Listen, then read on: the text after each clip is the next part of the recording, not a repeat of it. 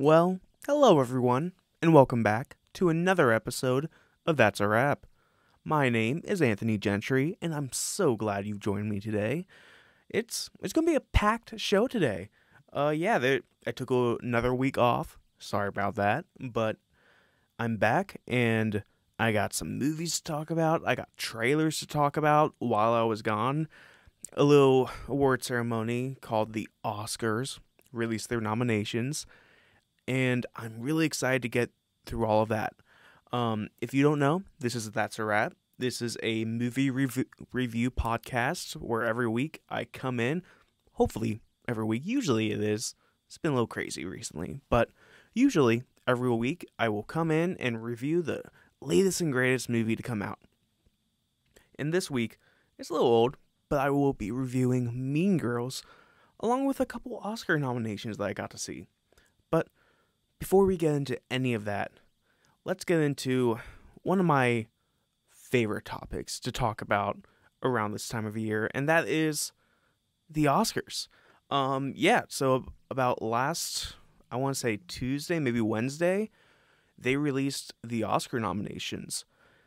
And I just want to go through them. I have them all listed in front of me. I'm not sure if I'll go through them all, but I want to at least hit the highlights, give my thoughts, maybe what I think will win, what I think should win versus what I think will win.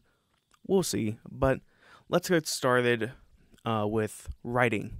So let's start with adapted screenplay. The nominees are American Fiction, Barbie, which was a very hot topic for adapted screenplay because they had campaigned for original screenplay. They didn't get it. Oppenheimer, Poor Things, and The Zone of Interest. Now, I have not seen The Zone of Interest. I have seen all the others. I have not read the screenplays for any of them except for American Fiction. So really, I'm just going off of what I saw on screen. And based on all of these, I would probably go Oppenheimer. I think American Fiction might have a beat. It might clear it because I did read the screenplay, but the screenplay was fantastic. But Oppenheimer, that is such a tight script, especially for it being 180 pages. The dialogue is all necessary. It is very good writing, and I would be surprised if they didn't get it. So that would be probably my pick for my favorite and my pick to win. But all the others deserve the nomination, probably would deserve a win too. I wouldn't be disappointed with any of these. But let's move on to original screenplay. So the nominees for this one are Anatomy of a Fall, The Holdovers, Maestro, May December, and Past Lives. Now, out of these, I've only seen The Holdovers and Past Lives. And just based off Oscar buzz, what I've been hearing, here and that, and my own opinions, I don't think Maestro will get it. I think Anatomy of a Fall has a chance. I don't think The Holdovers, and I don't think May December will get it, although I wouldn't be surprised if they did. But I think the winner will be Past Lives. That is just such an intricate script when you get down to it in the film that I believe that it will be rewarded. I wouldn't be surprised once again if Anatomy of a Fall took it, especially because it wasn't nominated for Best International Feature. But we'll see. The only one I think won't get it, unfortunately, is Maestro. There was a lot of buzz leading up to when it came out, and then once it came out, a lot of that died down. And to be fair, I haven't seen it, but I don't think it'll get that, unfortunately. All right, the next category I have up is Best Visual Effects. And the nominees are The Creator, Godzilla Minus One, Guardians of the Galaxy 3, Mission Impossible Dead Reckoning Part 1, and Napoleon. This one is an interesting one for me. I remember back at the 2019 Oscars when Avengers Infinity War was nominated, and I thought that is a shoo-in to win because those visual effects are fantastic. And you know what? It didn't win. First Man won. And they had shown some of the effects that was used in it, and afterwards I had done research about it, and I realized it's not the most effects, it's the effects that are used in service of the film and that are best utilized. And because of that, I would probably not go Guardians of the Galaxy. The creator does have a whole lot of effects, but they are used very well, so that might get it. For me, I'd probably go Godzilla Minus One, just because with such a limited budget that they had, they did such a fantastic job with their effects, and you believed that this Godzilla was real. I think Mission Impossible could get it. They had a lot of great effects and a lot of great invisible effects too. So between the two of them, and for Napoleon, they also have a lot of great effects. So I wouldn't be surprised if that won. But I would probably go Mission Impossible for the winner, although I'm rooting for Godzilla. All right. Next category, let's go sound. Nominees are The Creator, Maestro, Mission Impossible, Dead Reckoning Part 1, Oppenheimer, Zone of Interest. Now, once again, I have not seen Zone of Interest. I have not seen Maestro. I can't really speak to them. I wouldn't be surprised if Maestro won because it is a movie about a composer. But I think Oppenheimer has it for this.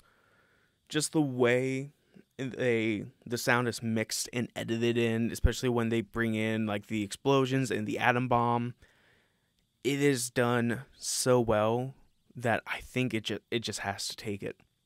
Next one, I'm going to skip past the short films just because I haven't been able to see any of them, unfortunately. Production design. The nominees for that are Barbie, Killers of the Flower Moon, Napoleon, Oppenheimer, and Poor Things.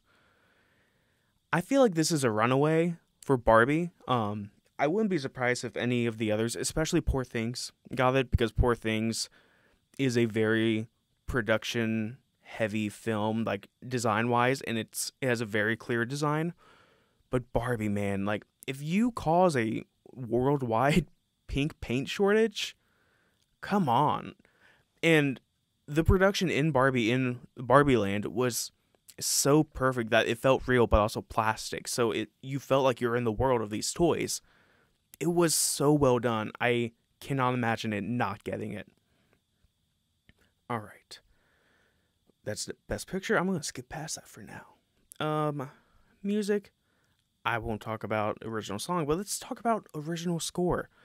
And I have seen all these films, so that's cool. The nominees are American Fiction, Indiana Jones and the Dial of Destiny, Killers of the Flower Moon, Oppenheimer, and Poor Things. American Fiction, I enjoyed it. It had a really good score. I don't think it's going to get it. Indiana Jones is a weird one to me. Because, yeah, it's John Williams. I don't remember a single thing from that score. I mean, I know they probably played the Indy theme, but that's about it. So I would probably get rid of that. It seems like a John Williams nomination. But, just out of respect. Killers of the Flower Moon, I think that one might get it, but Oppenheimer and Poor Things both have such unique scores that I can see it either going one of two ways. Either the Academy sees that and recognizes it and awards it, or, especially in the case of Poor Things, it's a little too weird and they might not give the win. I hope it's the former. I hope it's not the latter. I would probably go maybe Poor Things, even though I love the Oppenheimer soundtrack a little more. Poor Things is just so unique in the way that they use out of tune instruments or they play off tone to service the story in the film. It's just, I've not seen or heard something like that before, and I just have to recognize that, and I would like for it to get the win. I think Oppenheimer will eventually get the win, and it deserves it too. They all deserve it, let's be honest. Makeup and hairstyling. Nominees are Golda, Maestro, Oppenheimer, Poor Things, and Society of the Snow. This one's a hard one for me. I didn't look at the nominees before I went into the category, so that's fun.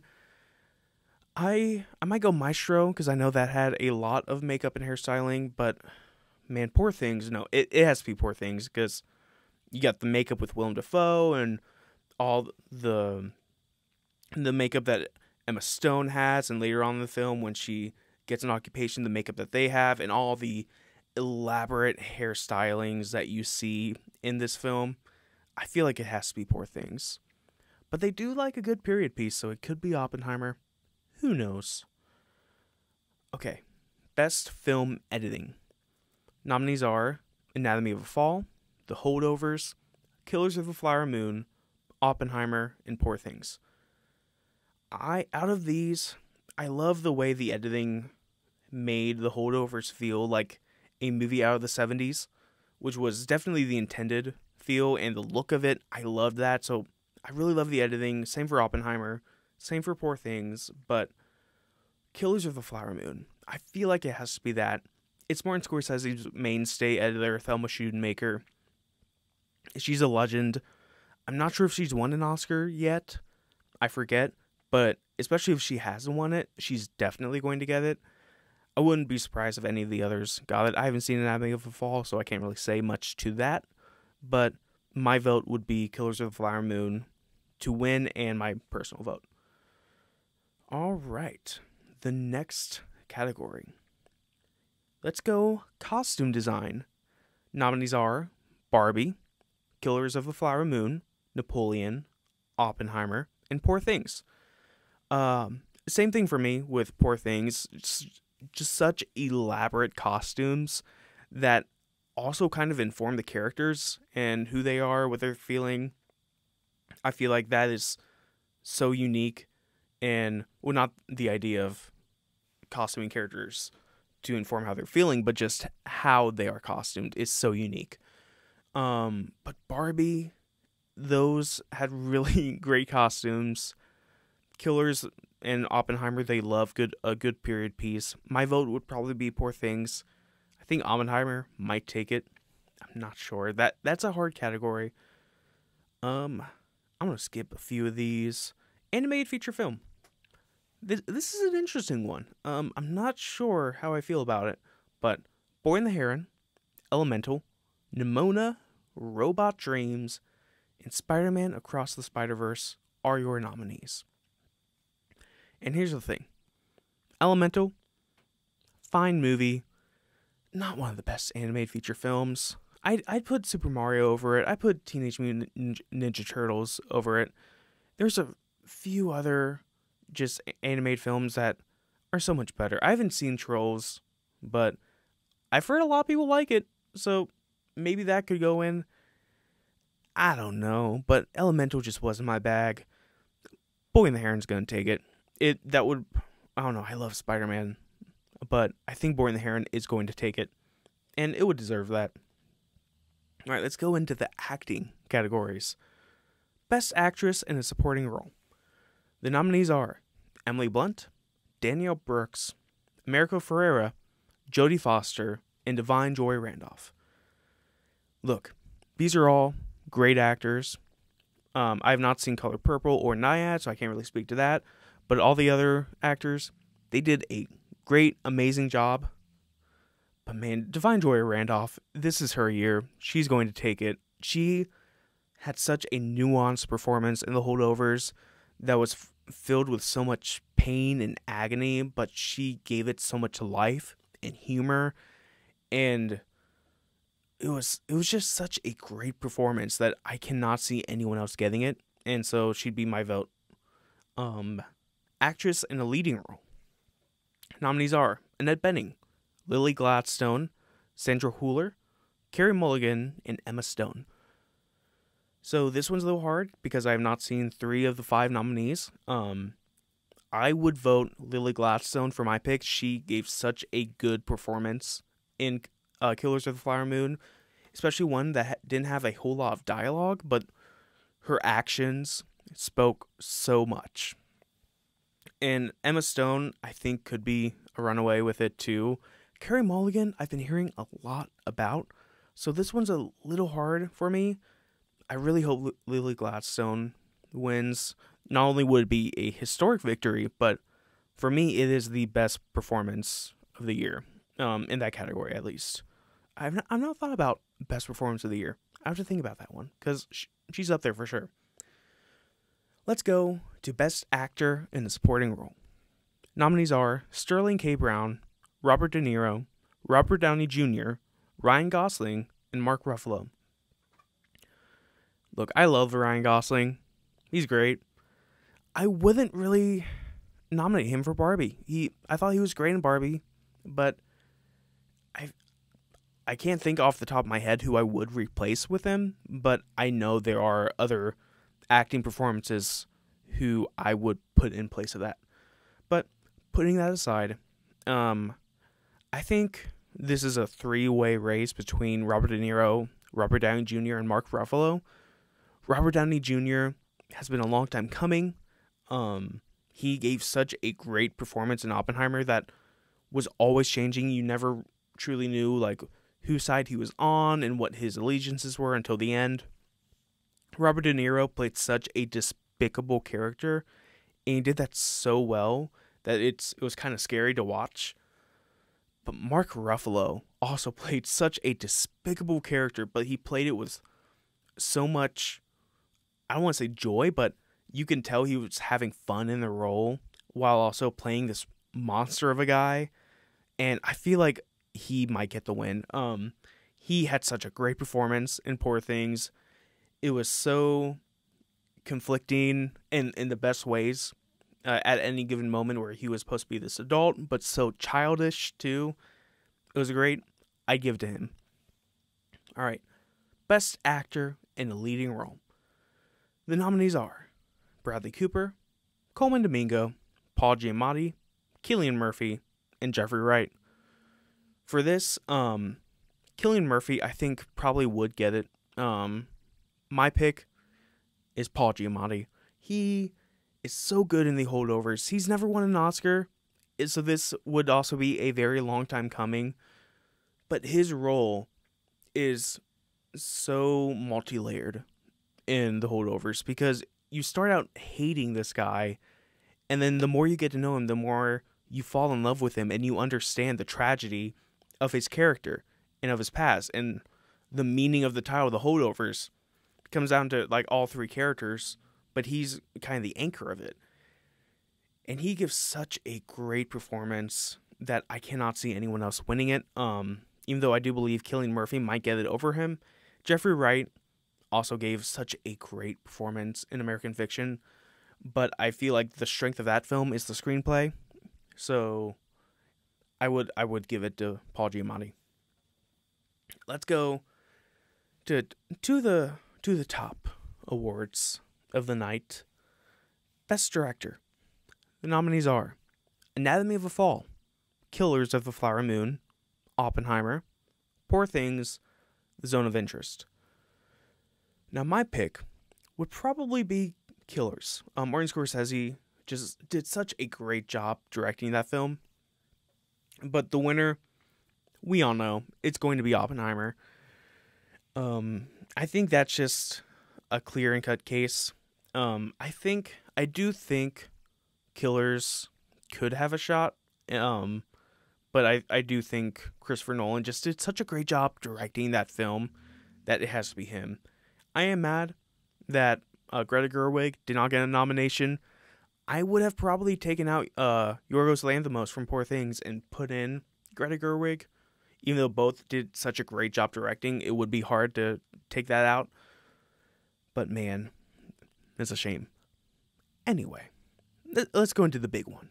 Best Picture. We got 10 nominees this year. I believe so. I'm not going to count. Let's say it's 10.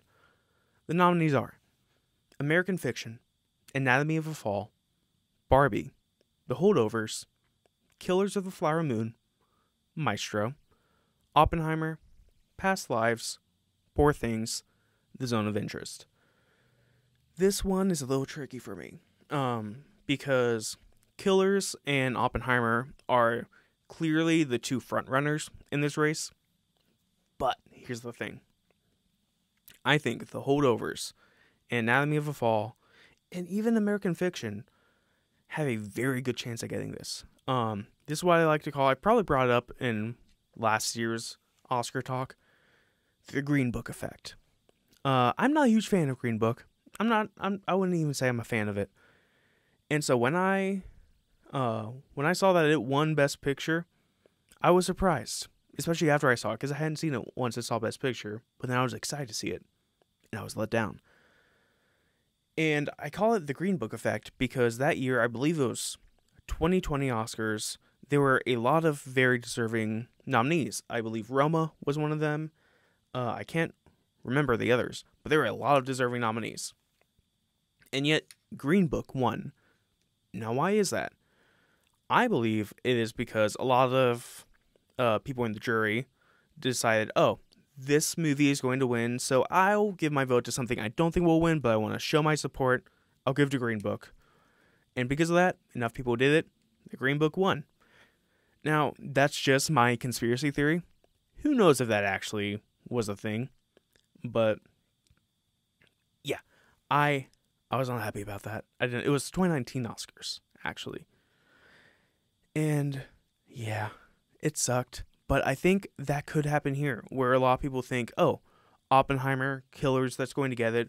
So you know what? I'm going to nominate Anatomy of a Fall.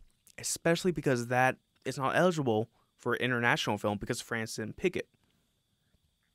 I also think that could happen for The Holdovers, probably because it's one of my favorites of the year, and I just love that movie so much. I don't think Zone of Interest will get it, just because I don't think many people have seen it because the release schedule for that is so staggered. It's very weird. Not a lot of people have seen that movie, so who knows if that will be able to get in. But any of these I can see winning, and I'd be happy with any of them. Even American Fiction, I feel like that does have a sneaking chance. I feel like it's coming up. It could run away with all the Oscars. Who knows? But if we're being honest, it'll likely be Oppenheimer. That's the favorite from when it came out back in July. It'll probably be Oppenheimer. So yeah, those are the Oscar nominations. I hope you enjoyed me talking about that for 22 minutes, because I sure did. I love talking about the Oscars. I can't wait to watch them on March 10th. Have you seen all the Oscar nominations? What do you think of them? What do you think of these nominations? Did anyone get snubbed? Do you have any picks to win that are different than mine? Are they the same? Let me know, especially if you're watching on YouTube, because you can leave a comment, and I will see them. So, let's move on. Let's move on to some of the trailers that I have for you today. I have a few. I might cut down some just because we're already 23 minutes in, but let's just go and see what happens. First trailer I want to talk about is one that came out, I believe, today or maybe yesterday. The Ministry of Ungentlemanly Warfare. This is a new Guy Ritchie movie, and it is a quote-unquote true story about the first, not secret agents, but agents of that kind, of that caliber. And that's really all you need to know. It's an action movie set in World War II, directed by Guy Ritchie. You kind of know where you're going to get. And that's what this trailer gave us. It was a lot of high-octane, bombastic action, a lot of quick editing, frantic editing. But the thing that surprised me most, Special Forces, that's what it is, Special Forces. The thing that surprised me most about this is Henry Cavill. I have not seen Henry Cavill play this kind of role before, and I'm really excited. The way he's playing it is like this crazed lunatic who thrives on violence, and that it's just so weird to see Henry Cavill act like that, especially like the makeup and hair he's in. It makes him look like a villain, even though he's supposedly one of the good guys. We'll see. But yeah, just based on that alone, I'm looking forward to this. I forget when it comes out, but I believe it's sometime in April, I want to say. I don't know, April 19th. That's when it comes out. I was right. But yeah, it was a cool trailer. I don't have a lot to say about it just because you know what you get with a Guy Ritchie movie. you like him or you don't like him. But yeah, next trailer I want to talk about is the fourth movie in a franchise, an animated franchise. Some might say a despicable franchise. That's Despicable Me 4. It's so weird to think that this is the fourth movie in Despicable Me. And despite what a lot of people say, I like the Despicable Me movies. I don't like the Minion movies, but I like these. And this one, the trailer didn't do that much for me. I feel like it's very lazy to have the villain in this one be someone from Gru's past that we never knew existed, when we've already done that before with the disco guy from the third one, and even his long-lost brother in the third one too. It just feels like lazy writing. But you get Gru has a new kid, which I kind of like. I really like how the baby looks so much like Gru. It's kind of like creepy to look at, but it's really funny at the same time. I also am not a fan of the constant needle drops in Illumination movies, and they did it again with Maneater in this trailer. So you just know that this movie is just going to be filled with pop culture references, and they're going to rest on that instead of telling a unique story. I'm just being cynical about that. I hope they actually do tell an engaging story with clever jokes, but we'll see. Even though I do like the Despicable Me movies, I don't know, there's something about this one that is just not sitting right with me. But who knows? I'd love to be wrong. Next movie I want to talk about is a movie that was supposed to be straight to streaming, but then Jordan Peele saw it, said no, bought the rights, and is now sending it to theaters. And that is Monkey Man. It is a movie starring and directed by Dev Patel about this man who lives in the slums, who, in his culture, I guess, there was this white monkey who protected the village, and he becomes that for his town. And he's trying to defend it from the rich and elite who doesn't care about it. And it is this very intense looking action film that looks fantastic. It looks amazing. This trailer, the way it was edited, was so great. You get little glimpses of the action. There's a scene with an axe that almost hits Dev Patel and it pins him to a wall. That looks so great. I can't believe this is Dev Patel's first feature film, because it looks like something you would see from a veteran director. There's a lot of people saying it reminds them of John Wick, which I don't disagree with. This does look like it's very John Wick inspired in the best way possible while still being its own thing. And yeah, it looks very fun to watch. And like it's going to, I don't know about the story per se, but it's going to tell this really engaging story, at least, about a really engaging character who, the way that, like, especially on the poster, Dev Patel's character, he looks very menacing, but he's also supposed to be a good guy. And I wonder how they're going to play with that, if they are going to play with that, if I'm just thinking too much into it. But yeah, I'm really looking forward to that. That looks really cool. But let's talk about the last trailer. It's another franchise movie. The fifth movie in a franchise. Technically, fourth. Ghostbusters. Oh man, I forget what it's called. Frozen Empire. Ghostbusters Frozen Empire. If you knew me and you listened to my Ghostbusters Afterlife review, you know that I'm a huge Ghostbusters fan. The first movie is one of my favorite movies ever, all time. And I was really excited for Afterlife, but it really let me down. I felt it had way too many callbacks, the writing wasn't up to par, and so I'm going into this one very hesitant, and I watched the trailer, and I gotta say, I really like the trailer. This is what I wanted out of Afterlife, of having this new threat and these new characters come in and come into their own.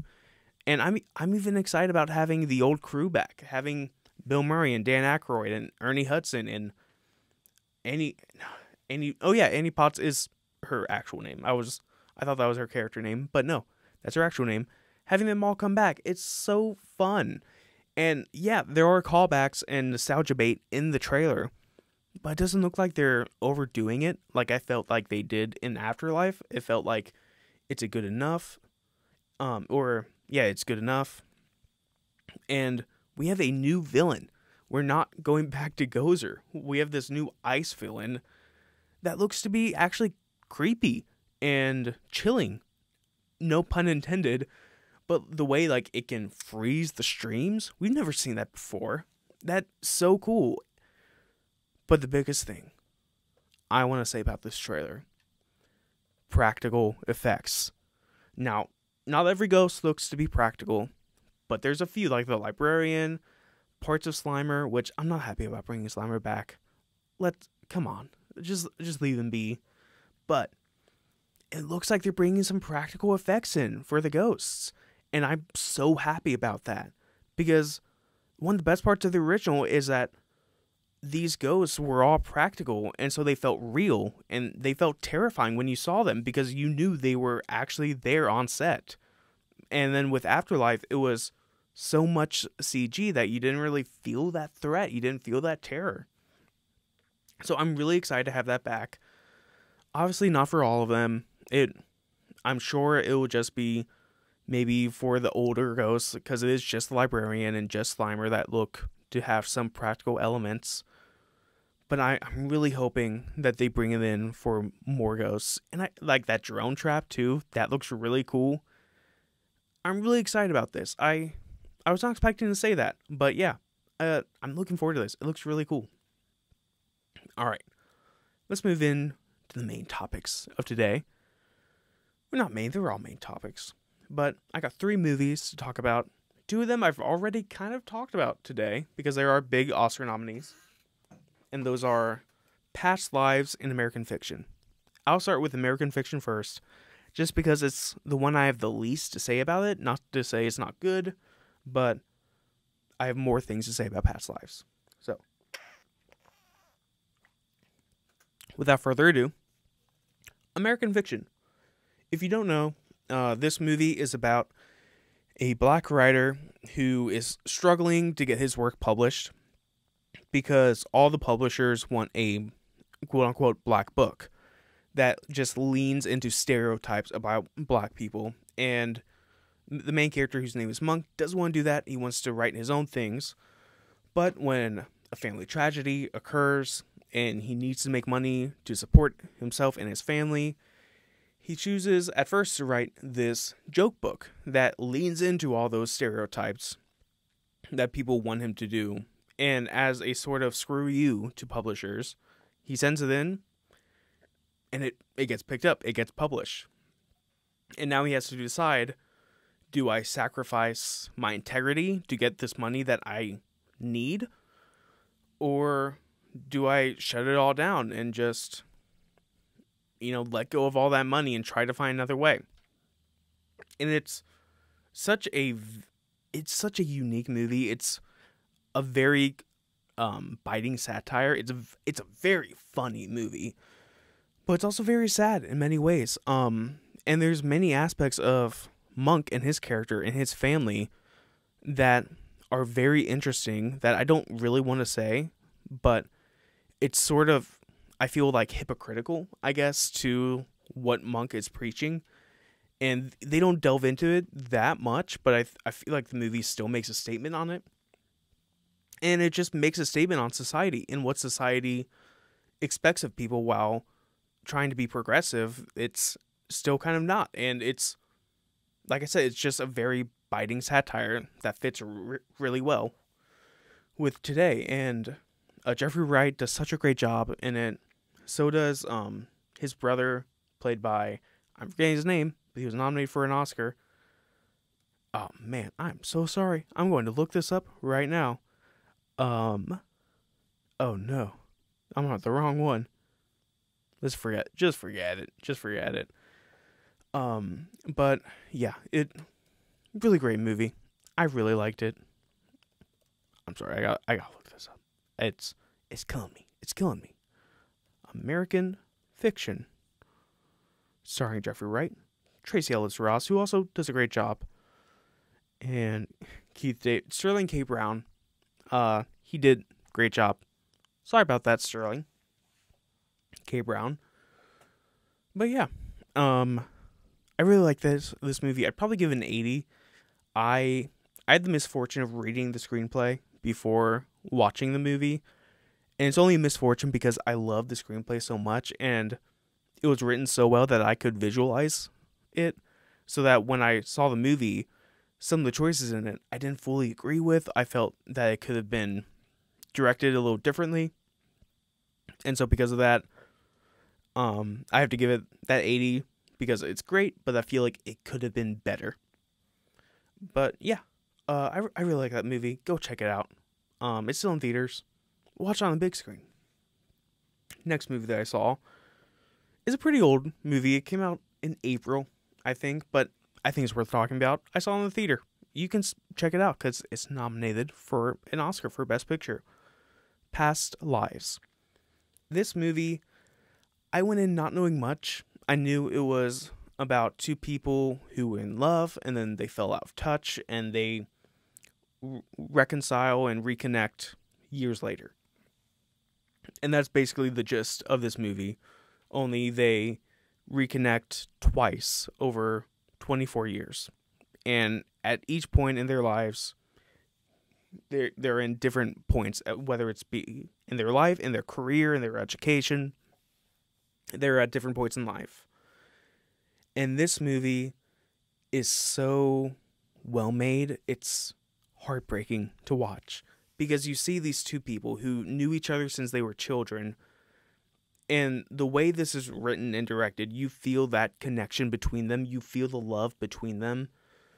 But whatever the obstacle is, whether it's distance, them being too young and naive to fully say how they feel about each other, or later on when one of the characters is married and lives in America, and the other person lives in Korea, and he's not married because he's still hung up on her, how that affects each other and how they react to each other once they see each other, it's so heartbreaking to watch. But it's also just such a lovely movie. That's one of the key phrases, I guess, about it. It's lovely. The performances of this, it kind of lives and dies on the performances. Greta Lee, I know, plays the lead. She plays Nora. I forget the male actor's name, but they are both so excellent in the film that you feel the different layers of them, especially with Greta Lee and Nora's character, because she is the person who is eventually married, and how she feels that she is in love with her husband. It's not a bad relationship, but you see the longing that she has for her past love, who is Hae-sung, played by Teo Yoo. I'm so sorry if I butchered that name. But, so yeah, Nora and Hae-sung, you can just tell there's such a connection between them. And the entire movie, you want them to be together. But they just can't because it's the right person and always at the wrong time. So that when you get to the end, it's such a bittersweet moment because you feel like you go on this entire journey with them. Even though it is a short movie, it's about an hour 40.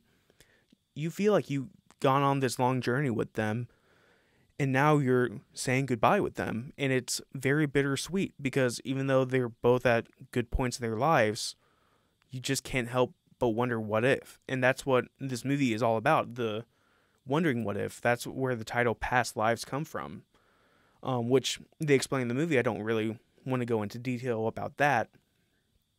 But just the idea of if something had changed, if I had done something at this point in time, would things be different? Would things be better? Would things be worse? And how the movie deals with that and how it reckons with that and the ultimate answer it gives is so beautiful. Like I said, it's lovely. This is, I would say, an essential movie to watch. It will definitely be studied in film schools in the future. Celine Song did such a great job writing and directing this film that, yeah, I absolutely love this movie. I'd probably give it a 90. I can't really think of many things I do better, but a 90 just feels good. Yeah, go watch this movie. You can rent it. It's in theaters still just because of Oscars. It was nominated for Best Picture, so they're releasing all those back in theaters. Go check it out, please. It deserves to be seen. But let's move on to the last movie I'll be talking about. It's the main event. It's what you all been waiting for me to talk about since I teased it 2 weeks ago. Mean Girls. This is the remake of the 2004 movie 20 years ago. It's very weird to think about. But this is the musical adaptation of the stage adaptation of the 2004 film Mean Girls. And yeah, going in, I was not expecting much. The trailers didn't really sell me. It felt like it was just going beat by beat for the original film. And that's what I was expecting. And that's kind of what I got. It's not fully what I got in this. We'll get into that. But for those of you who don't know, this film is about Katie Heron, who lives in Africa. And her parents get a new job. They have to transfer over to America. And now she's the new girl at school. And she's trying to figure out where does she fit in? Where do I fit? And these popular girls kind of take her in. It's very Shakespearean in a way. And she learns that, you know what? Maybe I shouldn't be popular. Maybe I should just be me. And hilarity ensues. And yeah, this movie, it's not great. It's not fantastic. But I still had a good time watching it. One of the biggest drawbacks about it is the story, just because it is such a beat-by-beat retelling of the original. But even then, this movie is about 30 minutes longer than the original. I believe this is about an hour 50, 2 hours, and the original is 90-ish minutes. But it's so much faster paced. In the original, I had watched the beginning of it a few days ago. It takes its time with its story and setting up the characters and the relationship between Katie and the main two friends. But in this one, they don't waste any time at all getting into it, to where it feels very forced and artificial when it all happens. You don't believe that it's coming. So that I felt was disappointing. I'm usually an advocate for, the original creator being involved, but Tina Fey being involved in this and being the writer, it felt like she was kind of resting on her laurels of the original and just making callbacks, whether it's having her being back in the film or Tim Meadows being back in the film, or jokes relating back to the original, or even repeating jokes from the original just in new ways. It felt like she wasn't really doing much new with it. But then you get to the musical aspect of the film and the direction of the film, and that's where it shines. The music in this is very good. It's very catchy. It really helps that all the performers in it, all the actors, are very great singers. Renee Rapp, obviously, who plays Regina, is such a force to be reckoned with right now. Avantika, I believe that's how you pronounce her name, is great as Karen. Singing voice. I'm not a big fan of how she portrayed Karen. It felt a little too dumb for me, even though Karen is supposed to be dumb. There's supposed to also be this lovable nature and realistic nature to her dumbness, but the way Karen is portrayed in this one, it feels way too dumb. Like, how are you still alive? Dumb. Which I wasn't a huge fan of, but great singing voice. Her Halloween song was one of the highlights of the film. And with that musical aspect, that's when they that's when they start to kind of divert from the original and do their own thing. And that's when it works the most. There are so many times where they kind of break the fourth wall to the audience, call out the audience, or if there's music in a scene, they'll look up or look around to people actually playing the music and tell them to stop. They point to the camera a few times. That's when there's life in it, and it really helps that the direction in it is so strong, especially during these musical sequences. I'm not sure who the directors are. I know it's a duo, but the way they do this, it is Samantha Jane and Arturo Perez Jr. So many of the songs are kind of shot in like a one-shot sequence that is so well done that at the end of it, you like realize, wait, that was a single shot. And they were able to choreograph that and time it so well. And by the way, the choreography and the dancing is done so well. I know there's a lot of controversy around some of the song changes. I don't mind it. I feel like it fits the character better in a theatrical setting than it does on stage. Because you hear the comparisons, and especially for Katie, some of her songs in the stage version is a lot more outward and upbeat. And this one, it's a little more subtle. And I think that fits for this cinematic presentation.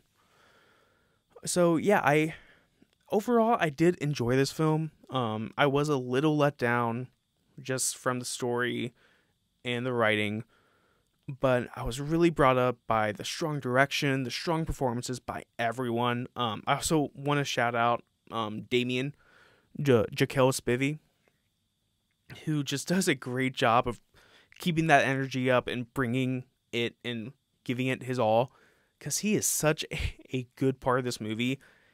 I think he's one of the only parts that are superior than the original, because the original Damien, also great, but what he brings to the table, it's so fun, and it's so lively.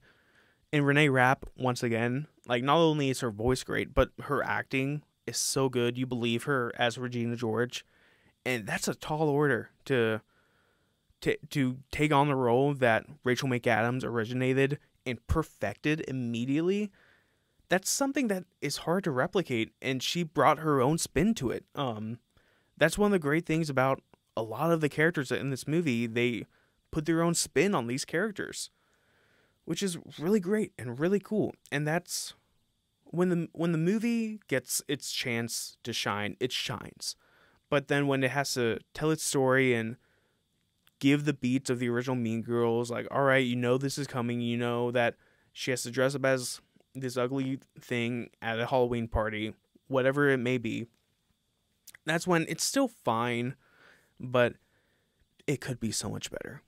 So with that, it's a little bit of a mixed bag for me. I'd probably give it a 65 out of 100, so it's still not bad. I'd recommend seeing it. See it in the theater too, because those songs are so much fun. You want to watch it with an audience. But yeah, I enjoyed it. Go check it out. That'll do it for today's episode. Thank you for indulging me on my Oscar talk and on my trailer and movie talk. My throat is dry, so I'm going to end this, wrap it up. But if you like this, you can check us out, or check me out on That's a Wrap NCR on Instagram and YouTube. And if you are watching on YouTube, thank you. Hope you enjoy the video version. And leave a comment, leave a like, maybe subscribe if you like. But yeah, next week I will be reviewing Percy Jackson, the TV show. First season is out. Can't wait for it. If I get the time, I will most likely be reviewing Argyle. Not really looking forward to that one, but we'll see. But until next time, that's a wrap.